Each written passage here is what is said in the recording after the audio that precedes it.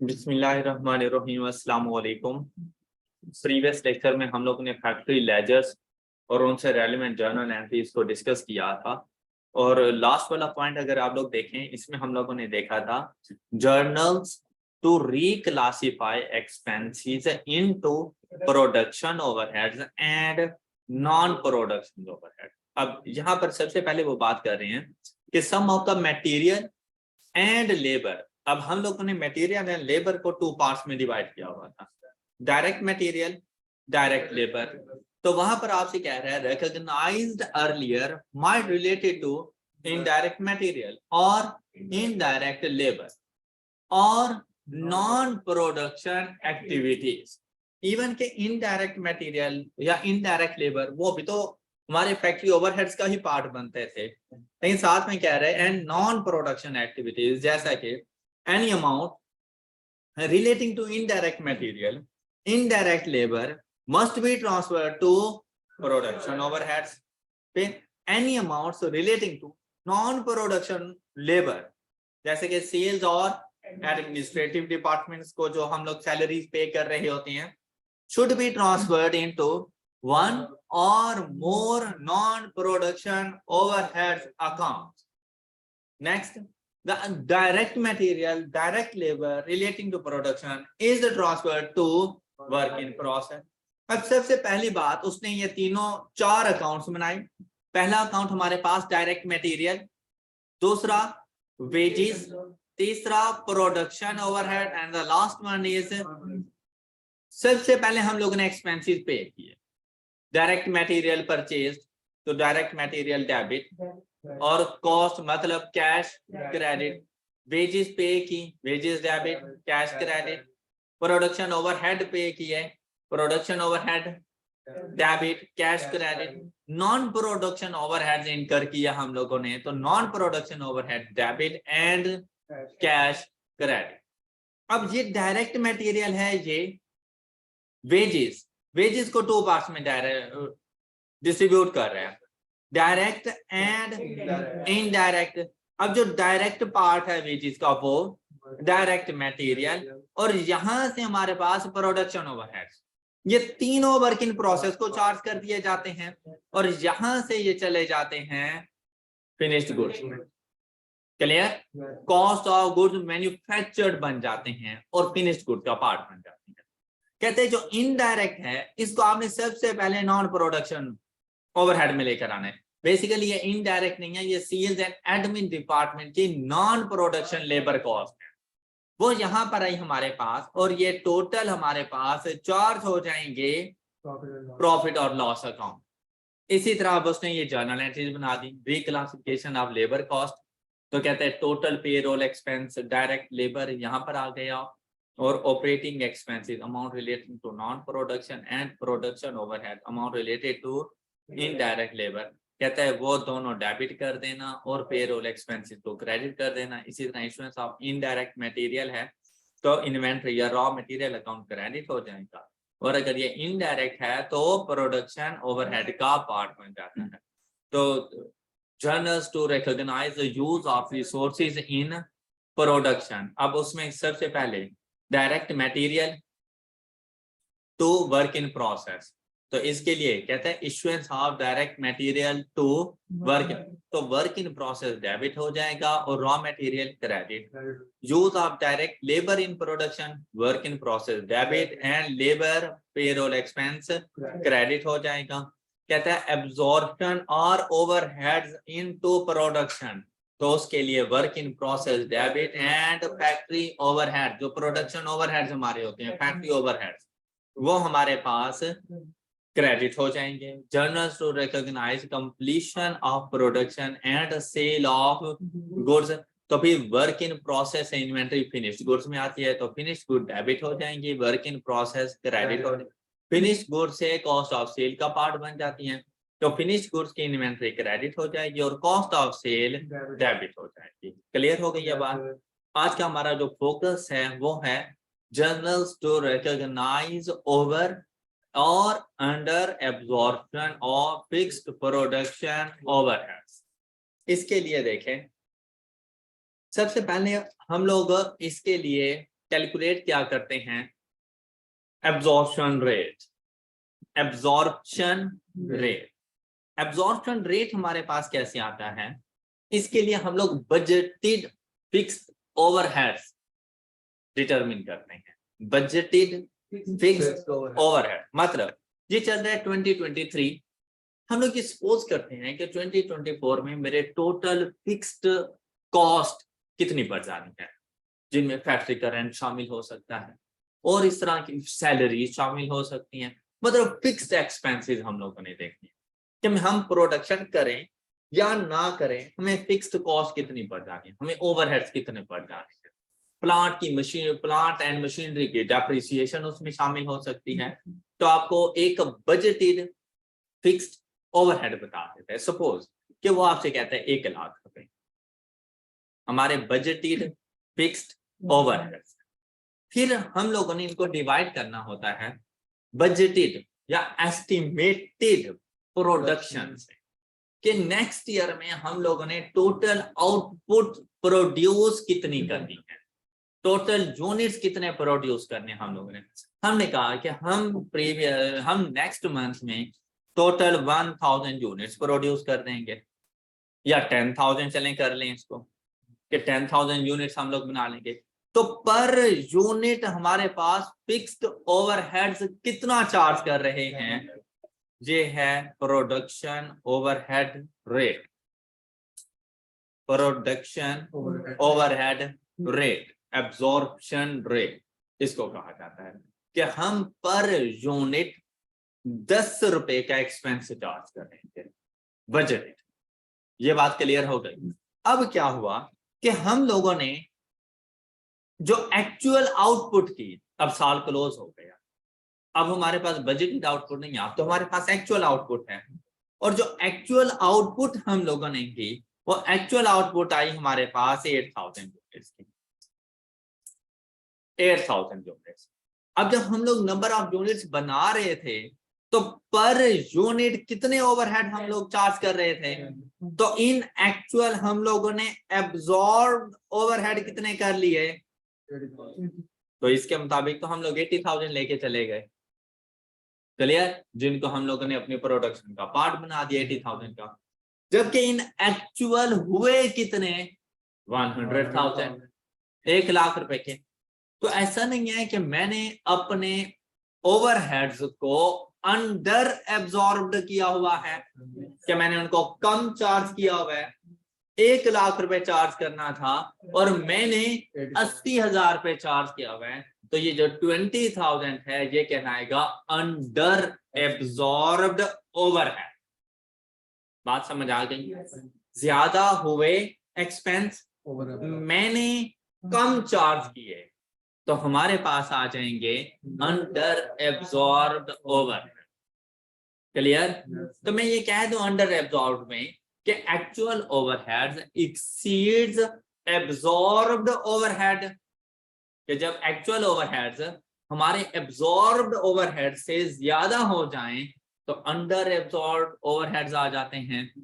Actual ज्यादा, जो absorbed overhead से मुराद है जो हमने चार्ज किए on the basis of actual production, वो कम है, तो अंडर एब्जॉर्ब्ड ओवरहेड्स हमारे पास आ जाती है।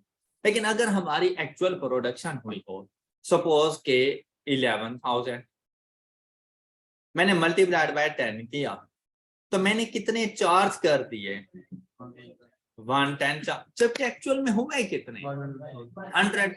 ऐसा नहीं है मैंने अपने एक्सपेंसेस को ओवरस्टेट कर दिया है, तो उसे कहा जाएगा ओवर एब्जॉर्ब्ड ओवरहेड।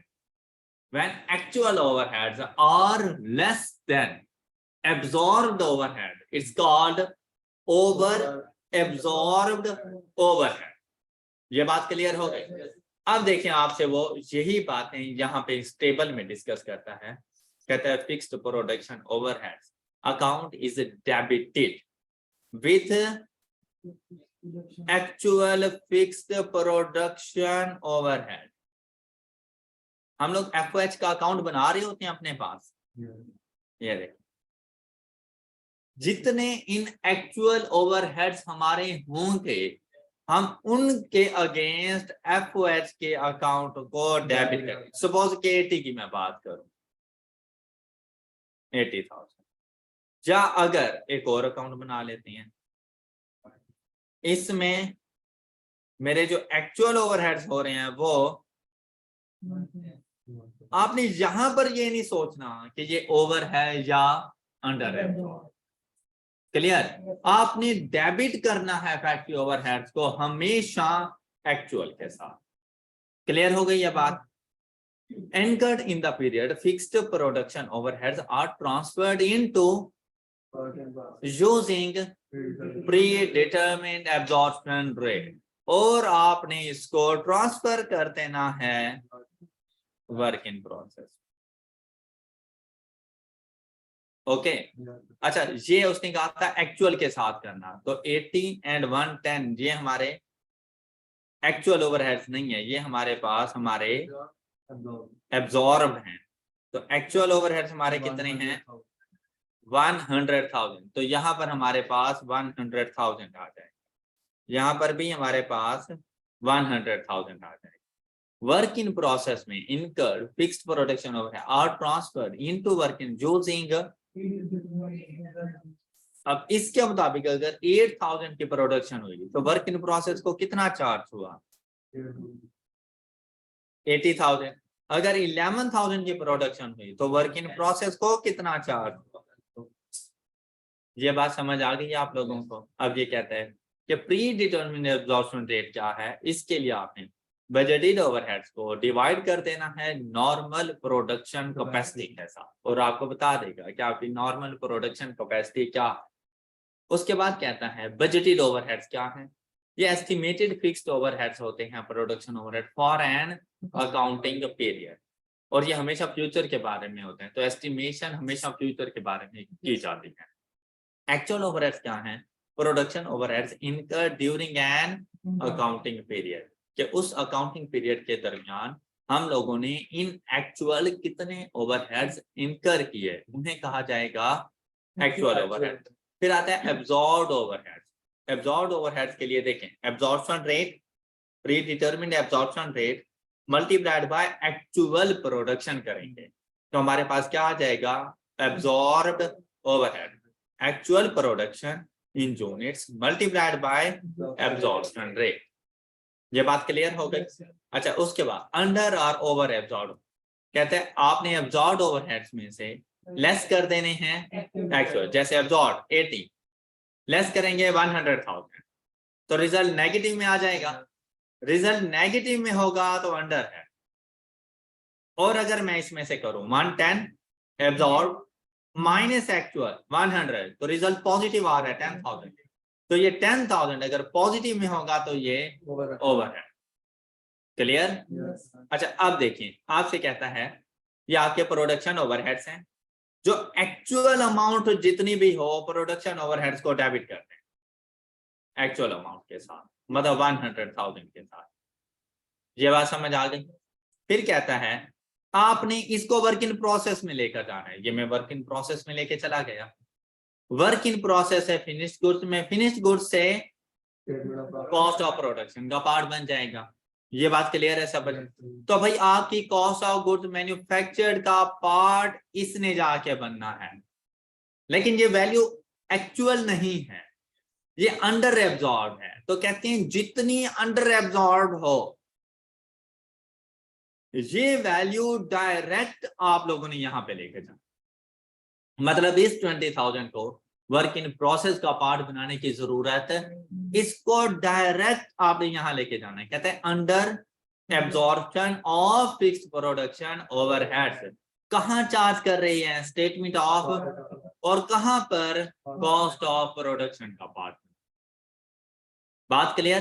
कि वर्क इन प्रोसेस या फिनिश्ड गुड्स में लेके जाने की जरूरत नहीं है, डायरेक्ट कॉस्ट ऑफ प्रोडक्शन का पार्ट बना। ये बात, और यही चीज रिवर्सल में आ जाएगी अगर हम लोग यहाँ पे चले जाए। अब ये डायरेक्ट 10,000 प्रॉफिट और लॉस अकाउंट को जाए। ओके, अब यहाँ पर देखें recognition of under absorption of fixed production overhead, cost of sale. Debit and production overheads, ये किसके बारे में बात कर रहे हैं? Under absorption. तो ये देखो क्या जर्नल एंट्री बन रही है, और तो ये देखो ये एंट्री आ गई। इसी तरह से रिकॉग्निशन ऑफ ओवर एब्जॉर्प्शन, तो भाई ये भी कॉस्ट ऑफ सेल का पार्ट बनेगा। एंट्री बढ़े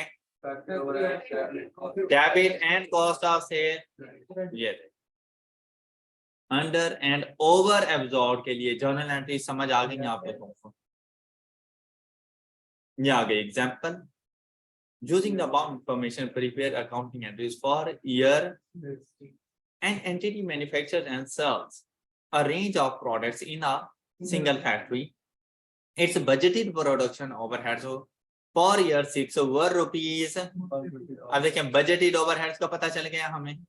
budgeted direct labor hours were 50,000 hours। अच्छा, जरूरी नहीं कि ये absorption rate फाइंड करने के लिए बेस नंबर ऑफ यूनिट्स ही है, ये मशीन आवर्स भी हो सकते हैं, ये लेबर आवर्स भी हो सकते हैं।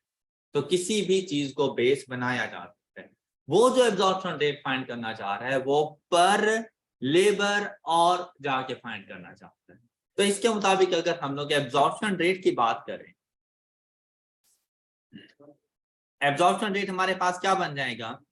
150,000 divided by 50,000, 3 rupees per labour our.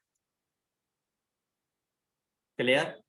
अच्छा, अब देखो कहता है direct material cost, direct labour cost. भाई ये तो एज इट इज हमारी कॉस्ट ऑफ गुड मैन्युफैक्चर का पार्ट बन जाएंगे। भाई डायरेक्ट मटेरियल है, डायरेक्ट मटेरियल कहाँ जाता रहता है? Work in process. एंट्री क्या बनेगी?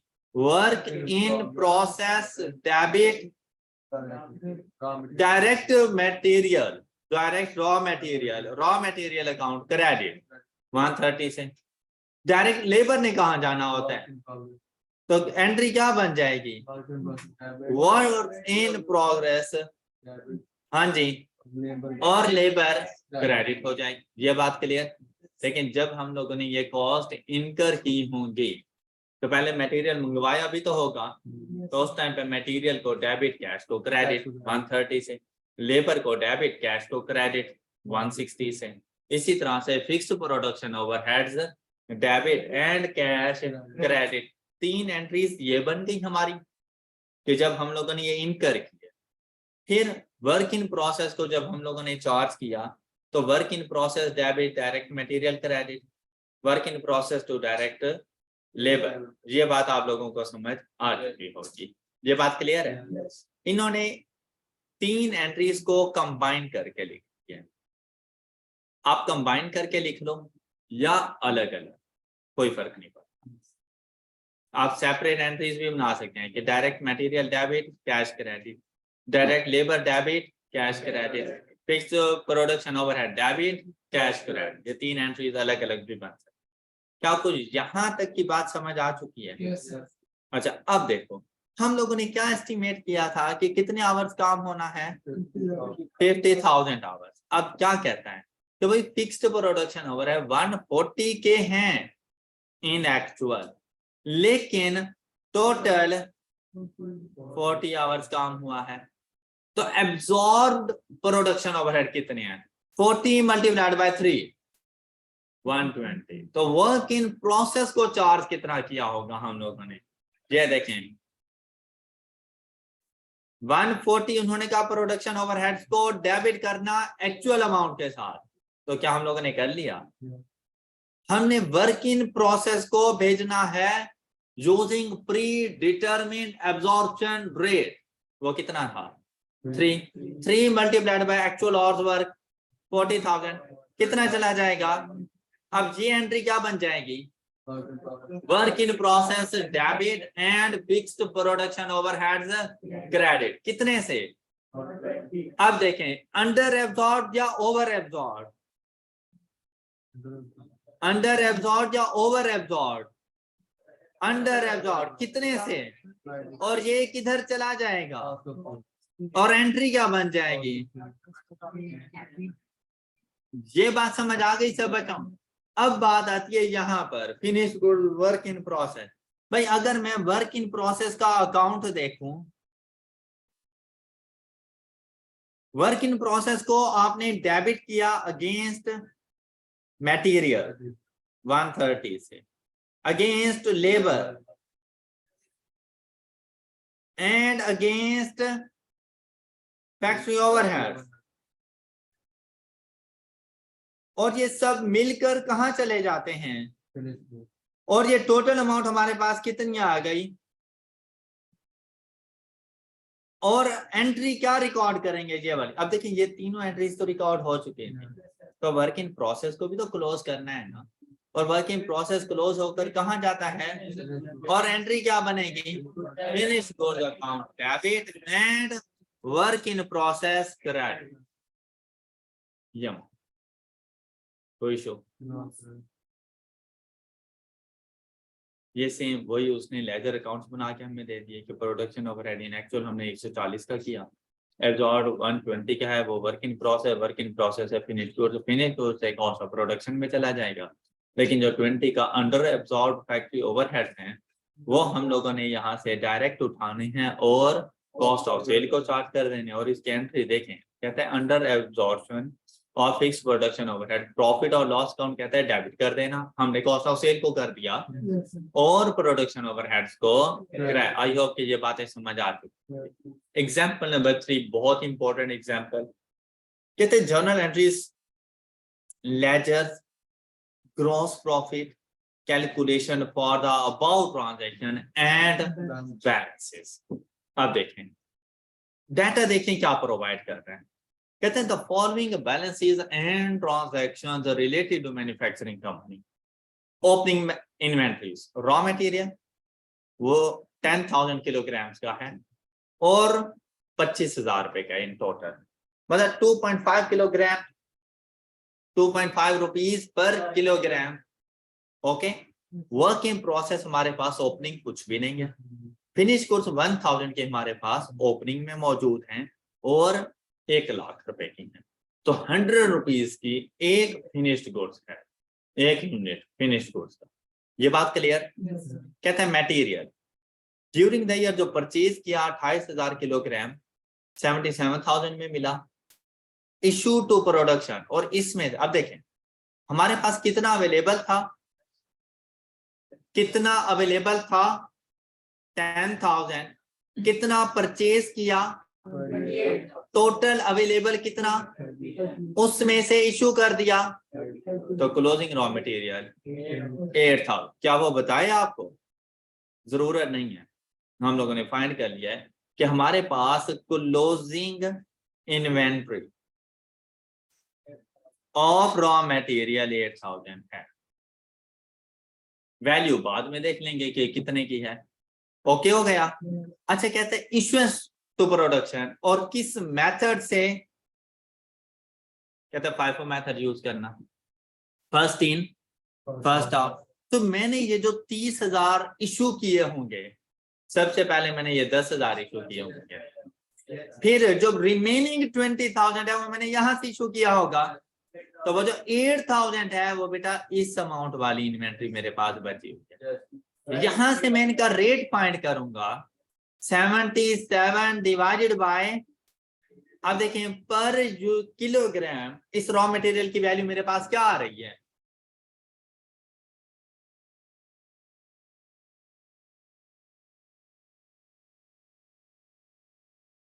₹2.75 पर किलोग्राम, और मेरे पास कितनी इन्वेंट्री मौजूद है, तो क्लोजिंग इन्वेंट्री की वैल्यू 22,000 रुपए multiplied by 2 is equal to, I hope कि आपको ये मेरी बात समझ आ चुकी है, क्लियर है सब बच्चों को। नेक्स्ट देखें, कहता है लेबर, हमने जो पे किए वो 16,000 घंटों के लिए पे किए 96,000, और उनमें से 15,000 आवर्स प्रोडक्शन के लिए यूज हुए हैं, तो बाकी 1,000 इनडायरेक्ट लेबर होगी हमारी। क्लियर। तो ये 15,000 हमारी डायरेक्ट लेबर है और जो रिमेनिंग है 1,000 वो इनडायरेक्ट लेबर, वो फैक्ट्री ओवरहेड का पार्ट बन जाएगी।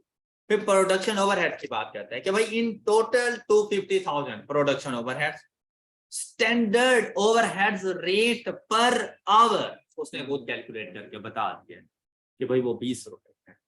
अच्छा, यहां से ना मुझे पता चल सकता है इस इंफॉर्मेशन से कि मैंने बजटेड आवर्स कितने डिटरमिन किए थे। अब देखें, एब्जॉर्प्शन रेट फाइंड करने का हम फार्मूला क्या यूज करते हैं? Absorption rate budgeted overheads divided by budgeted hours, ऐसे ही है ना यार। ये 20 उसने बता दिया, बजटेड ओवरहेड उसने बता दिए, तो मैंने इसको किससे डिवाइड किया होगा कि मेरे पास बजटेड आवर्स आ जाएं? जी 12,500।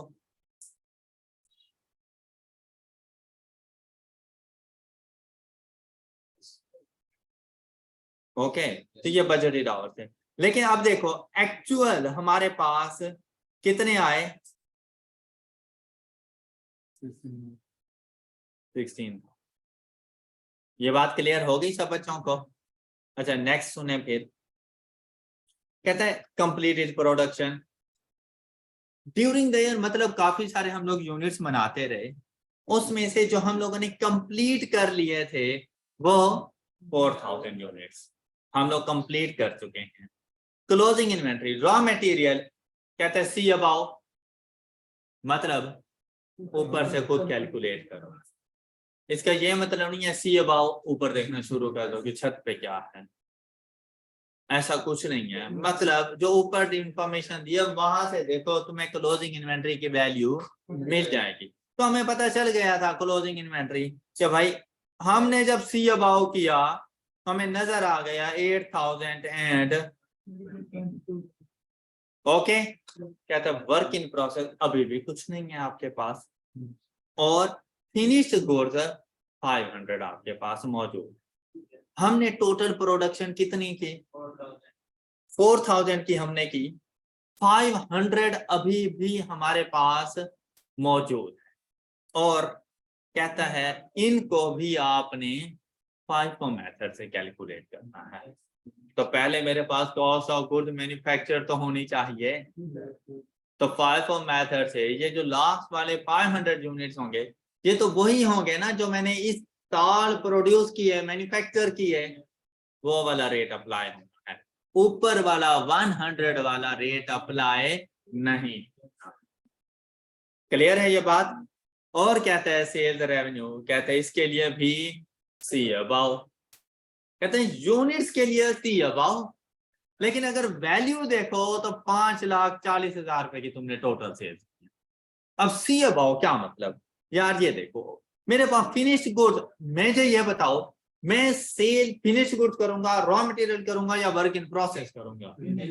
तो फिनिश्ड गुड्स देखो मेरे पास अवेलेबल कितने थे, हमने प्रोड्यूस कितने किए, अवेलेबल फॉर सेल कितने हो गए, उसमें से क्लोजिंग कितना है, तो सेल यूनिट्स कितने हो गए, सी भाव का पता चल गया। 4,500 यूनिट्स हम लोगों ने सेल की। ये बात क्लियर है सब? सबसे पहली बात उसने आपसे क्या कही थी? कहते हैं जर्नल एंट्रीज बताओ मुझे। दूसरा कहता है लेजर अकाउंट्स भी बताओ। एंड द थर्ड वन कहता है कि ग्रॉस प्रॉफिट की कैलकुलेशन।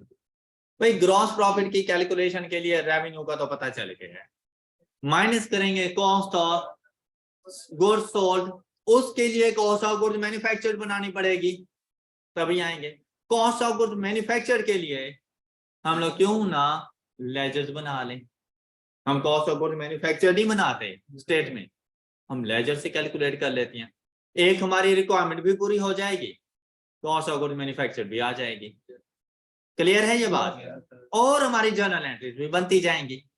अब सबसे पहले हम लोग चलते हैं अपने रॉ मटेरियल की तरफ। सबसे पहला अकाउंट हमारे पास बनेगा रॉ मटेरियल का। अच्छा यहाँ पे आप जरा सुनते जाइएगा भाई, रॉ मटेरियल का क्या ओपनिंग है मेरे पास? ओपनिंग रॉ मटेरियल का कितना है भाई? इधर मैंने रिकॉर्ड अमाउंट करनी है, या तो आप एक साथ में कॉलम बनाकर क्वांटिटी भी लिख सकते हैं, लेकिन वो आपके अपने पर्पस के लिए होगा, लेजर को उससे जरूरत नहीं। क्या इसकी जर्नल एंट्री रिकॉर्ड करूं? नहीं। लेकिन रॉ मटेरियल मैंने परचेज किया कितने का? क्या ये जर्नल एंट्री रिकॉर्ड करूं? तो बताओ ये जर्नल एंट्री मेरे पास क्या हो जाएगी? Raw material debit and cash कितने से? कहीं ये तो नहीं कह रहे जब क्वेश्चन में इंफॉर्मेशन कंप्लीट ना हो तो चाहे पेबल्स को क्रेडिट करो या कोई फर्क नहीं पड़ता। तो इससे ये ना कंफ्यूज हो जाना कि मैंने कैश का और उधर पेबल्स था। भाई मैंने पे कर दिया है, बस इतनी सी बात है। क्या जर्नल एंट्री क्लियर? साथ साथ आपका लेजर भी बन रहा है। अब क्या हुआ कि भाई जब हम लोग यहां पर गए तो हमने इश्यू किया रॉ मटेरियल 30,000 किलोग्राम, किसको? Work in process. ऐसे ही है ना? तो यहां से वर्क इन प्रोसेस आ जाएगा और यहां पे लिख दूंगा 30,000। नहीं, ये क्वांटिटी है, इसकी वैल्यू को मैंने डिटरमिन करना है।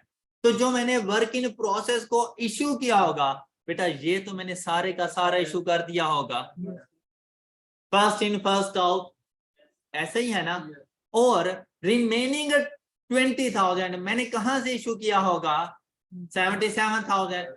तो क्या करूंगा? 77,000 डिवाइडेड बाय 28, तो ये रेट आ गया था 2.75। तो 2.75 मल्टीप्लाइड बाय 20 था, बाकी इन्वेंट्री मैंने यहां से इशू की होगी। और ये मेरे पास आ गया 55,000। 55,000 प्लस 25,000 इज इक्वल टू 80,000। ये आ गया। क्या आपको मेरी ये बात समझ आई? मैंने 10,000 यूनिट्स इशू किए। अब यहाँ पे रेट गिवन नहीं था तो मुझे फाइंड करने की वैसे जरूरत नहीं थी, और इसकी टोटल वैल्यू आ गई 25,000। मैंने रिमेनिंग 20,000 यूनिट्स इशू किए, क्योंकि टोटल मैंने 30,000 करने थे ना। वो जो मैंने इशू किए वो मैंने यहाँ से किए, जहां पर रॉ मटेरियल पर किलोग्राम मुझे 2.75 रुपीज का मिला। तो मैंने इस 20 को मल्टीप्लाई कर दिया 2. तो इसकी वैल्यू मेरे पास आ गई 55,000। और ये टोटल इन्वेंट्री जो मैंने इशू की वो, ये बात क्लियर? जर्नल एंट्री क्या बन गई? Work in progress debit and raw material credit कितने से? 80,000 से। शाबाश, ये लो, क्लियर है ये एंट्री? कोई इशू इसमें? गुड। अब नेक्स्ट चलें।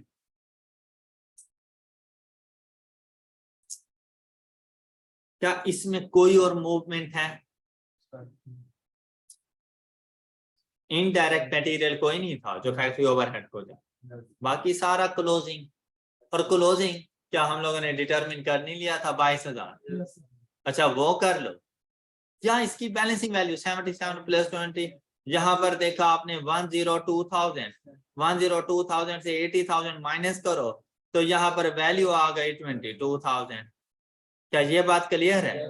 और भाई आप लोग यार यूं भी तो कर सकते थे ना कि भाई क्लोजिंग इन्वेंटरी जब पहले फाइंड कर ली थी तो दोबारा मेहनत जरूर करनी थी। आप क्लोजिंग यहाँ पे लिखते और वर्क इन प्रोसेस को बैलेंसिंग वैल्यू के तौर पे फाइंड कर लेते। ये ओके हो गई बात? क्या आपको ये लेजर समझ आ गया? और इसमें से दो ही जर्नल एंट्रीज थी जो आपने रिकॉर्ड करनी थी, ओपनिंग क्लोजिंग का कोई आपने रिकॉर्डिंग नहीं कर। कोई इशू इसमें?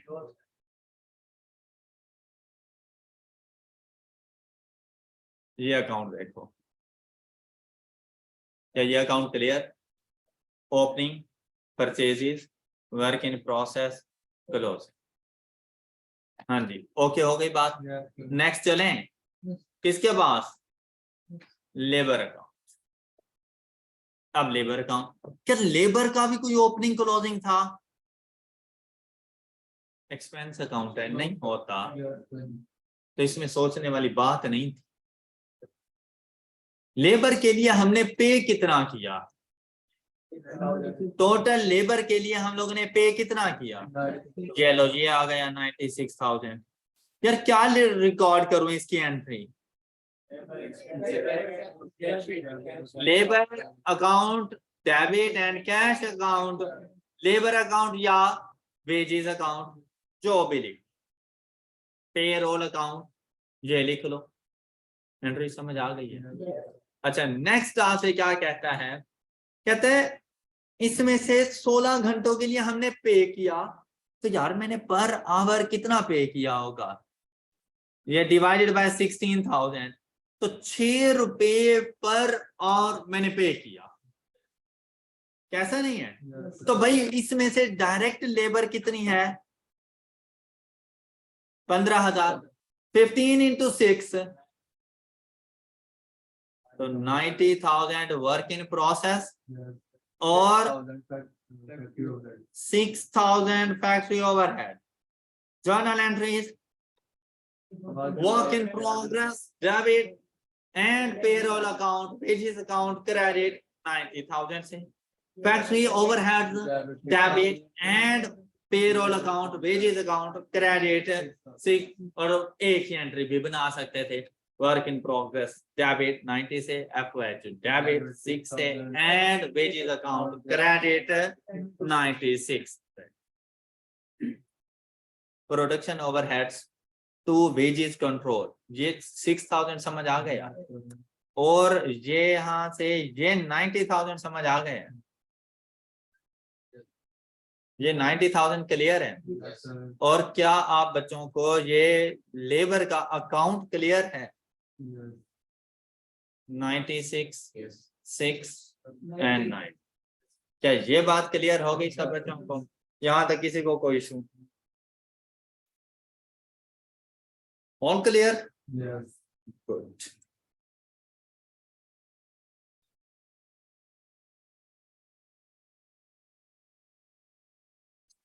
हाँ जी, अब कौन सा अकाउंट, रॉ मटेरियल, लेबर, इसके बाद कौन सा अकाउंट हमारे पास आ जाता है, एफओएच। मटेरियल में से क्या कोई चीज एफओएच में जा रही है, नहीं जा रही, शाबाश गुड। तो ये लो ये एफओएच आ गई, क्या लेबर में से जा रही है, तो पहले इसको लिख 6,000, ये कहां से, लेबर मतलब वेजेस से 6,000 ये आएगा। अब ये क्या एंट्री बन गई, रिकॉर्ड कर चुके हैं, दोबारा ना लिखना, ये यहां से एक मरतबा रिकॉर्ड कर नहीं ली, फिर से ना रिपीट कर देना उसको, ओके। अच्छा अब नेक्स्ट उसकी बात सुने, उसने क्या कहा था फैक्ट्री ओवरहेड्स के बारे में, कहता है प्रोडक्शन ओवरहेड 250, प्रोडक्शन ओवरहेड्स 250, ये क्या किया हम लोगों ने, पे कर दिया, ऐसा ही है ना, पेड है ना, ये पे कर दिए, मतलब ये एक्चुअल हुए, तो ये यहाँ पे आ गए कितना, 250,000। ये बात क्लियर हो गई आप लोगों को? अच्छा मुझे यहाँ पे एक बात बताओ, रेट कितना है, प्रोडक्शन आवर्स कितने हैं, जब आप लोग इसको यहाँ से वर्क इन प्रोग्रेस में लेकर जाते हो तो बेटा हमेशा प्रोडक्शन आवर्स देखना, नॉन प्रोडक्शन आवर्स नहीं देखना, हमेशा प्रोडक्शन आवर्स। अब देखो 15,000 मल्टीप्लाइड बाय 20 करूं कितना, ये एब्जॉर्प्शन ओवरहेड है, एब्जॉर्ब ओवरहेड। अब अगर आप लोग देखो मैं वर्क इन प्रोग्रेस को कितना चार्ज कर रहा हूं, जबकि यहां पर टोटल कितना बन रहा है, तो यहां पर बैलेंसिंग वैल्यू कितनी, क्या मतलब, ओवर एब्जॉर्ब ओवरहेड, और ये कहां चले जाएंगे, cost of sale, cost of sale. अब एक एंट्री तो कैश वाली, FY डेबिट कैश। दूसरी entry work in progress debit FY credit 3 lakh. Clear? ये याद रखना 16 इन टोटल नहीं, जो प्रोडक्शन वाले आवर्स। और देखो मेरे ओवरहेड बनते 256 के हैं, मैंने चार्ज 3 लाख रुपए किए, तो मैंने 44 से ओवरस्टेट कर दिए। तो अब मैं क्या करूंगा, factory cost of sale, factory overheads debit और cost of sale credit. Clear हो गए?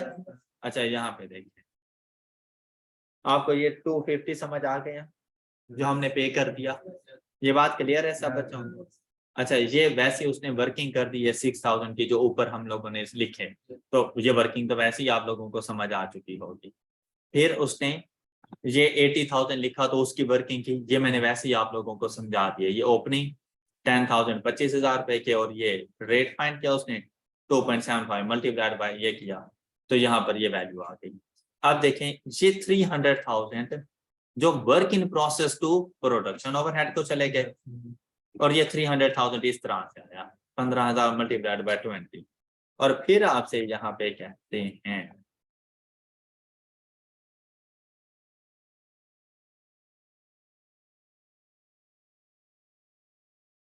ये 44,000 production overheads to cost of sale.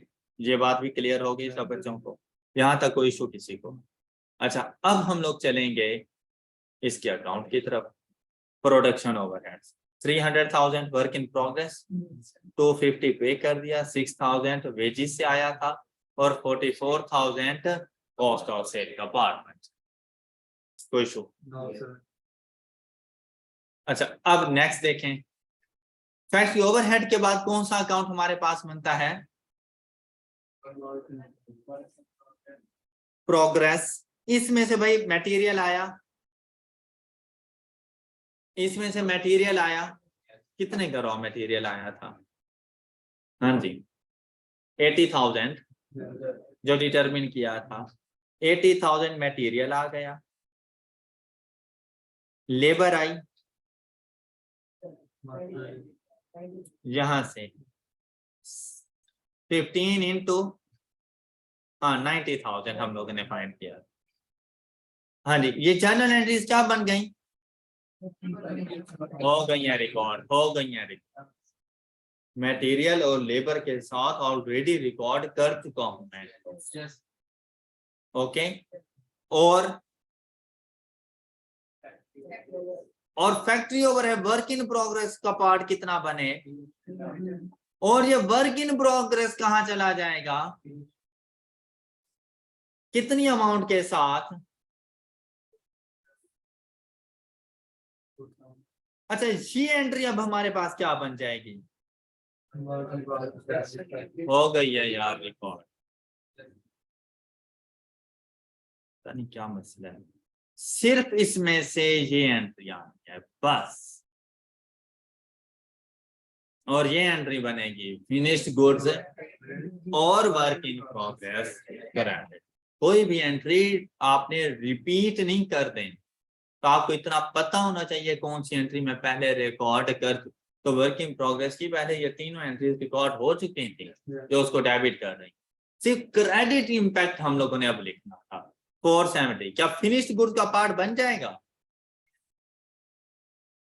ये लो फिनिश्ड गुड्स टू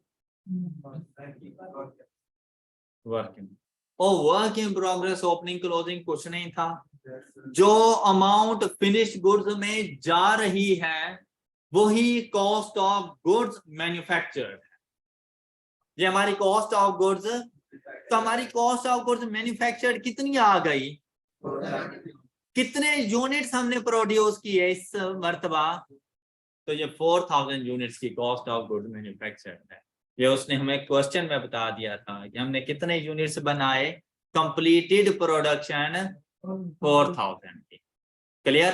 तो पर यूनिट कॉस्ट हमारे पास कितनी आ गई, हमारे पास एक यूनिट 117 इतने रुपीस का है। फिनिश्ड गुड्स का एक यूनिट 117.5 रुपीज का है हमारे पास। क्लियर? उसने कहा था FIFO मेथड यूज करना। कितने यूनिट्स मौजूद हैं और हमारे पास लास्ट हमारी अपनी प्रोडक्शन का क्या रेट आ रहा है, तो कितनी अमाउंट आ जाएगी?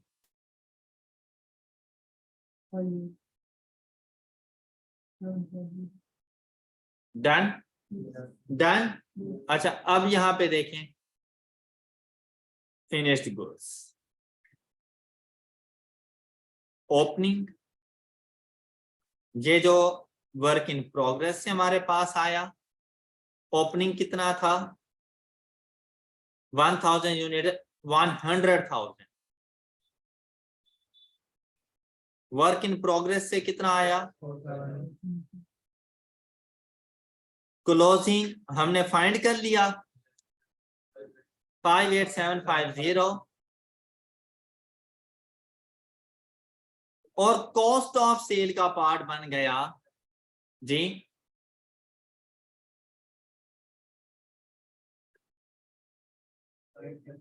570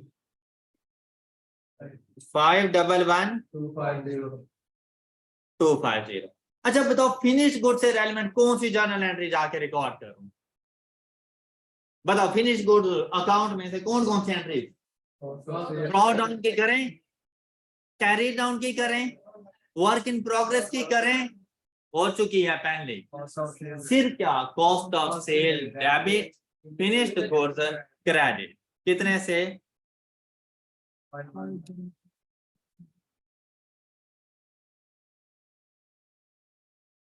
डन? अच्छा, अब अगर हम लोग बात करें फिनिश गुड्स के कॉस्ट ऑफ सेल की, कॉस्ट ऑफ सेल में ये अमाउंट चली गई, ठीक है, ये कॉस्ट ऑफ सेल को डेबिट करना है। साथ में 44 से आपने कॉस्ट ऑफ सेल को, तो बेसिकली आपकी कॉस्ट ऑफ सेल कितनी हो गई है जो प्रॉफिट और लॉस अकाउंट को चार्ज होनी है? इन दोनों का डिफरेंस कितनी अमाउंट? अमाउंट का डिफरेंस बताएं। 46725। अच्छा, ये वर्क इन प्रोग्रेस का अकाउंट आपको क्लियर हो जाएगा, फिनिश्ड गुड्स का अकाउंट क्लियर हो जाएगा, फिर हम लोग सेल्स में आए, रिसीवेबल्स वगैरह, ये वैसे बनाने की इतनी खास जरूरत नहीं थी, लेकिन कॉस्ट ऑफ सेल में देखो तो ये देखो, ये आपके पास फिनिश्ड गुड्स से आ गया, ये जो आप लोगों ने ओवर एब्जॉर्ब्ड ओवरहेड कर लिए थे वहां से आया, तो आपकी कॉस्ट ऑफ सेल की वैल्यू, ये आपका रेवेन्यू, उसमें से कॉस्ट ऑफ सेल माइनस की, तो आपके पास ये ग्रॉस प्रॉफिट आ गया। आई होप के सारे मूवमेंट समझ आ चुकी होगी आप लोगों को। सब बच्चों को क्लियर है? 5 मिनट है आपके पास, इस क्वेश्चन को दोबारा से देखें, इसकी सारी वर्किंग्स को, इस क्वेश्चन को एक मतलब फिर से देखें। You have just 5 minutes. Example 3 में से कोई क्वेश्चन? सारे कॉन्सेप्ट क्लियर? उसके बाद बेटा ये हमारा चैप्टर कंप्लीट हो चुका है, हम लोग तकरीबन इसमें से सब कुछ पढ़ चुके हैं सिवाय एग्जाम्पल नंबर 7 के। कॉम्प्रिहेंसिव एग्जाम्पल में एग्जाम्पल नंबर 7 वो हमारी रहती थी, अब वो एग्जाम्पल नंबर 7 इजीली सॉल्व हो जाएंगे। अब यहाँ पर देखें, कहते हैं prepare relevant ledger account, manufacturing account and statement of comprehensive income for the month of March 2020। अब यहाँ पे क्वेश्चन को जरा गौर से देखिएगा। Following balances and transaction relates two month of March 2020 of Maria enterprises ME. ME manufactures and sells only one product with it had patented and branded last year. Inventory on 1st March 2020, raw material, work in process, finished goods, quantity भी बता दी और साथ में उनकी amounts भी बता दी, और opening raw material work in progress कुछ भी नहीं है। 1 kilogram of raw material is used to manufacture 1 unit of finished goods. अगर आप रॉ मटेरियल यूज कर रहे हैं ना 1000 किलोग्राम, तो फिनिश्ड गुड्स के 1000 यूनिट्स आप लोगों ने बनाए। क्लियर? इसी तरह से the budgeted production overheads are and normal production capacity is, तो एब्जॉर्प्शन रेट हमारे पास कितना आ जाएगा? 100,000 divided by 5,000, 20 rupees per unit. अब ये देखो ये यूनिट्स हैं, तो 20 rupees per unit absorption rate है हमारे पास। कहते हैं transaction during the March 2020 raw material purchase किया 5200 किलोग्राम्स का, ये अमाउंट थी in total. Indirect material purchased and used 5000, issues of material to production 4800। तो यहां से हमें क्लोजिंग का पता चल सकता है 1000 प्लस 5200, 6200 माइनस 4800, तो 1400 किलोग्राम रॉ मटेरियल हमारे पास अवेलेबल है क्लोजिंग स्टॉक में। ये बात क्लियर? और कौन सा मेथड है? First in first out, FIFO method, ये हमारे पास मौजूद है। नेक्स्ट देखें, अब यहां पर देखें 780,000 डिवाइडेड बाय 5200, तो रॉ मटेरियल पर किलोग्राम हमें कितने रेट पे मिल रहा है? रॉ मटेरियल पर किलोग्राम हमें कितने रेट पे मिल रहा है जी? नहीं, 150 है ये, ऊपर भी 150 बन रहा है। रॉ मटेरियल में किसी किस्म का कोई चेंज नहीं उसकी वैल्यू में, तो वो जो क्लोजिंग 1400 है ना, वो multiplied by 150 closing raw material की वैल्यू आ जाएगी। Closing raw material 150 multiplied by 1400, value क्या आ रही है आपके पास जी? 210,000। तो बाकी जितनी भी अमाउंट है वो वर्क इन प्रोग्रेस को चार्ज कर। अब यहां पर जरा रॉ मटेरियल का अकाउंट देख लें। अच्छा, यहां से ना ये इनडायरेक्ट मटेरियल भी हमारे पास मौजूद है। इन्वेंट्री को देखें तो ये आपके पास ओपनिंग की समझ आ गई, ये जो परचेज किया, और ये इनडायरेक्ट, ये भी तो रॉ मटेरियल में ही आएगा, लेकिन ये यहां से किसको चार्ज हो जाएगा? FOH को चार्ज हो जाएगा। और इन्वेंट्री जो वर्क इन प्रोग्रेस को चार्ज होनी है वो 210 क्लोजिंग आपको इसकी, तो जो बैलेंसिंग वैल्यू आएगी वो वर्क इन प्रोग्रेस को चार्ज कर। बात क्लियर है सब बच्चों को? यहां तक किसी को कोई इशू? ये सारी उसने वर्किंग की, तो आई होप ये वर्किंग आपको समझ आ जाएगी। नेक्स्ट देखें, कहते हैं टोटल पेरोल 204,000, उसमें से पेरोल प्रोडक्शन सुपरवाइजर FH का पार्ट बनती है, ये इनडायरेक्ट है।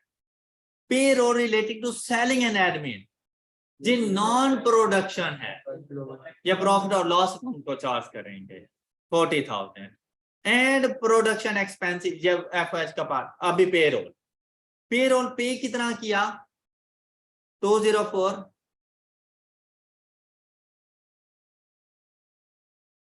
इसमें से production overhead indirect 20, selling and admin और रिमेनिंग ये डायरेक्ट है 144।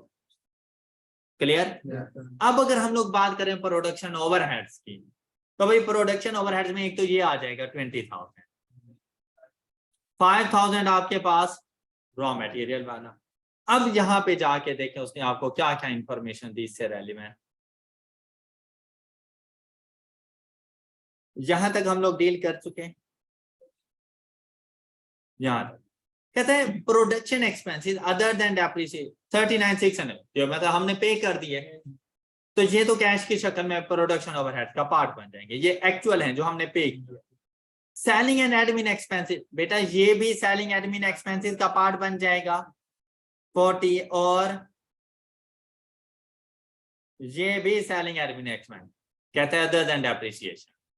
और हमारे पास डेप्रिसिएशन टोटल 48,000, इसमें से 80% ये FH को जाएगी, इसका 80%, और इसका 20% सेलिंग एंड एडमिन एक्सपेंसेस को चार्ज करेंगे। तो इसका 20% हमारे पास कितना बन जाता है? 9600।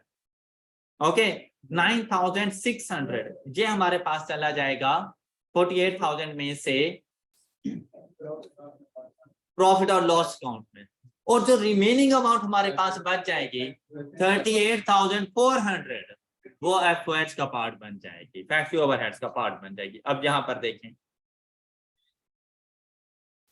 एक तो यहाँ पे सेलिंग एंड एडमिन एक्सपेंस देख लेना, ये तो आपको पता चल गया स्टार्ट में 35,400 उसने बताया। ये पेरोल वाले आपके पास आ गए और ये कैमुलेटेड एवरेज 48,000 का 25%। तो ये प्रॉफिट और लॉस काउंट को ये एक्सपेंस चार्ज कर लें। आई होप कि ये बात क्लियर है।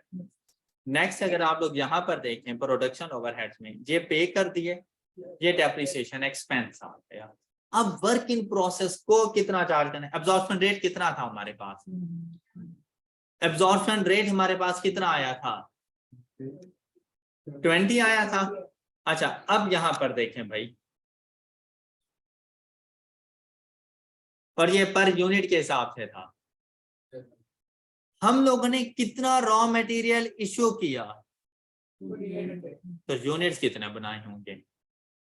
उसने कहा था 1 किलोग्राम से 1 यूनिट बन जाता है, तो भाई यूनिट्स कितने बनाए होंगे? तो 4800 मल्टीप्लाइड बाय 20, ये किसको चार्ज करेंगे? वर्क इन प्रोग्रेस को। अब देखिए टोटल प्रोडक्शन ओवरहेड्स कितने हो गए, हमने कितना चार्ज किया हुआ है? अंडर या over? Under absorb. Under absorb, जितना अंडर एब्जॉर्ब होगा किसको चार्ज करेंगे? वो से। ये बात क्लियर होगी सब बच्चों को? कोई इशू यहां तक? नेक्स्ट सेल्स, ये तो हमारे पास चले जाएंगे हमारा रेवेन्यू और ग्रॉस प्रॉफिट की कैलकुलेशन में। टोटल यूनिट्स हम लोगों ने कितने सेल कर दिए, फिक्स्ड फिनिश्ड गुड्स, उनकी क्लोजिंग इन्वेंटरी को पता चल जाएगा। टोटल कितने थे? 800। प्रोड्यूस्ड कितने किए? 4800। टोटल कितने हो गए? 5600, राइट। 5000 उसमें से सेल हो गए, 600 फिनिश्ड। और हमारे पास अब क्या कहते हैं, there is no work in progress inventory at the end of the year. Opening भी कुछ नहीं थी। Finished goods inventory is measured using periodic weighted average method using predetermined absorption rate. अब हम लोग क्या करेंगे, कहता है कि जो क्लोजिंग इन्वेंटरी है ना, ये आप लोगों ने एवरेज रेट के मुताबिक रखनी है, मतलब 5 नहीं, एवरेज रेट फाइंड। अब हमने cost of goods manufactured find करनी है और देखना है कि हमने नंबर ऑफ यूनिट्स कितने बनाए। तो वो मुझे रॉ मटेरियल से पता चल गया था कि हमने 4800 यूनिट्स बनाए। तो हमारे पास एवरेज रेट हम लोग कैलकुलेट करेंगे और एवरेज रेट के मुताबिक हम लोग वो जो 600 अभी फाइंड किया है ना हमने फिनिश गुड्स की क्लोजिंग, उसको रेट करेंगे। अब वो किस तरह से हमारे पास हो जाने, ये सारे अकाउंट आपको क्लियर होंगे, फैक्ट्री ओवरहेड्स वगैरह सब क्लियर है ना। जहां से ये इन्वेंट्री का अकाउंट वर्क इन प्रोग्रेस, तो देखो फिनिश्ड गुड्स को कितना चार्ज कर रहे हैं, ये बात क्लियर हो गई। जो इन्वेंट्री आई, इन्वेंट्री के अकाउंट से ये जो लेबर आई और ये जो प्रोडक्शन ओवरहेड आई, तो cost of goods manufacture, opening closing इसका कुछ नहीं था, तो कॉस्ट ऑफ गुड्स मैन्युफैक्चर्ड कितनी हो गई? 960। कितने यूनिट्स के लिए? अब ये फिनिश्ड गुड्स आ रहे हैं, फिनिश गुड्स के ओपनिंग का पता चल गया, क्वेश्चन में गिवन था 960 यहां से आ गया। अब ना तो कॉस्ट ऑफ सेल है और ना ही क्लोजिंग, नंबर ऑफ यूनिट्स का पता है लेकिन वैल्यू का तो नहीं पता ना। अब क्या भाई, आपने सिर्फ इसका रेट डिफाइन करना, 48 960 डिवाइडेड बाय 4800। देखो ये वैल्यू आपके पास कितनी आ रही है, 200 मल्टीप्लाइड बाय 600। अच्छा अगर वैसे यहां पर देखो ओपनिंग फिनिश गुड्स कितना था हमारे पास, बेसिकली ना इसकी कैलकुलेशन जो होती है, ओपनिंग फिनिश्ड गुड्स इसकी वैल्यू 160,000। अब ये बाय चांस ये भी 200 पे था ओपनिंग, क्लोजिंग भी 200 पे था, तो एवरेज भी 200 आ गई।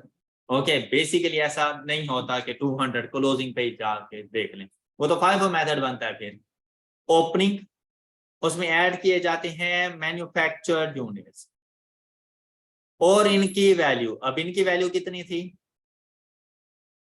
इन, अब देखें एवरेज के लिए इन दोनों को ऐड कर देते हैं और कॉस्ट को भी ऐड कर देते हैं।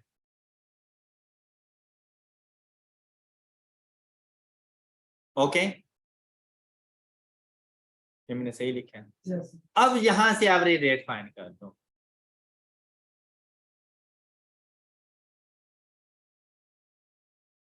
और एवरेज रेट आपके पास आ गया और इस एवरेज रेट को मल्टीप्लाई करोगे, अब ये है वेटेड एवरेज, और इस एवरेज रेट को मल्टीप्लाई करोगे क्लोजिंग स्टॉक के साथ, ये वैल्यू कितनी आ गई।